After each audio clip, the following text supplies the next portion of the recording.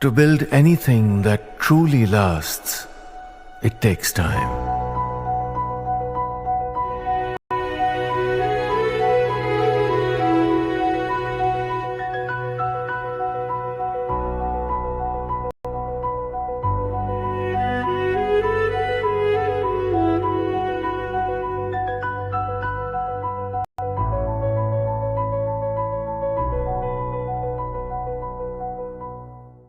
Let's get started with global market update then. And US markets ended positively yesterday, isn't it?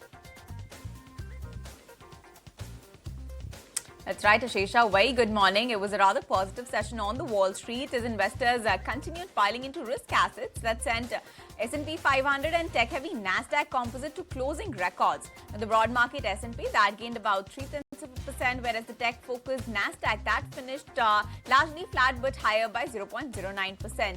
And the Dow Jones that advanced over 190 points or 0.4% at close. Now remember, these moves come as investors shrugged off any worries around the latest trade developments that we have been witnessing. These include a 50% US tariff on imported copper that US President Donald Trump announced Wednesday night, as well as 50% tariff on Brazil that has been announced. Now this rally began on Wednesday after Nvidia briefly touched that $4 trillion market cap for the first time, launching a rally in tech names. Yesterday, consumer discretionary was the top performing sector in the market. Now, all these major averages, all three major averages, they are on pace to end the week little change, with the Dow hovering just under the flat line on a weekly basis, whereas the S&P 500 and Nasdaq, they are higher by less than 1%. Now, in terms of what we are tracking today, first of all, Trump has announced a 35% tariff on Canadian imports starting August 1st, citing Ottawa retaliating with tariffs against Washington. Now, let's see how the market reacts to that today. And secondly, investors are also looking ahead to the Treasury Department's monthly Treasury statement due later in the day. So that's how the global market, the US market setup is looking like. But Ashesha, how are things on the crude front? Key commentary coming in overnight? A commentary and several news pieces that have come in for Brent crude this morning. One, of course, remember yesterday Brent crude ended with cuts of over 2% in yesterday's trading session. Although today morning it has begun on a positive note.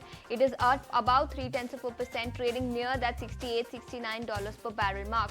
OPEC Plus came out with their commentary for the next few years, where they say that Chinese growth is likely to slow over the next few years.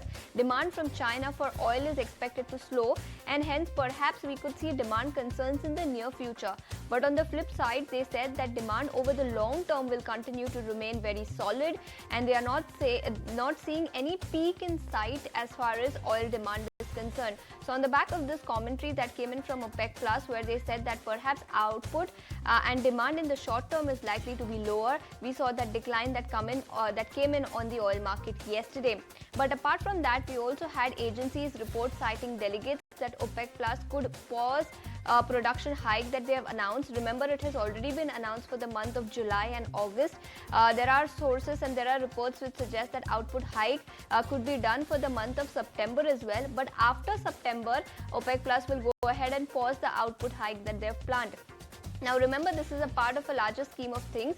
2.2 million barrels per day output hike is what they had planned by September 2026. They've preponed it by 1 year. It is likely to be completed this year as well. And after that, we will not see any output hike going forward. In fact, Goldman Sachs also believes that after the 2.2 million barrel per day output unwinding that we will see this year, they are not expecting any output hike. There are also fears of a supply glut, so that is likely to be a key factor going forward.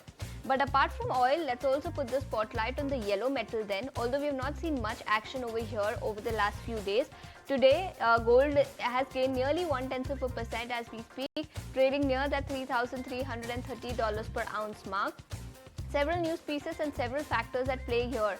One is the tariff uncertainty that could determine demand for safe haven buying going forward.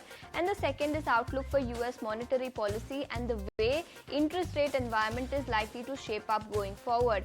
So those are some of the key factors which will determine the move for the yellow metal and oil market going forward. Kanishka.